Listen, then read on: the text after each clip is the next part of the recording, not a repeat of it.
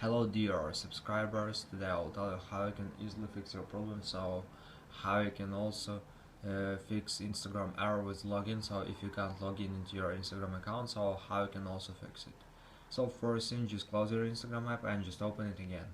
And another thing you can try, just go to the settings and just check your internet connection, so just go to Wi-Fi, just turn it off and turn on again.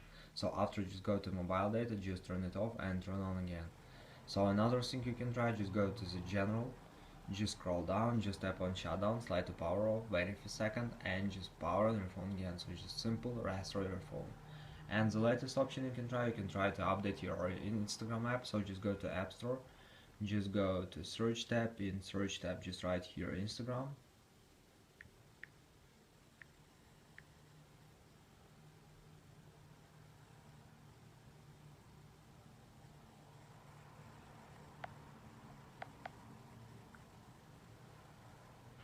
And if you see here not open but update, just tap on update and wait until it will successfully install the latest updates for your Instagram app. So thanks for watching, have a nice day, subscribe to my channel, click like and goodbye.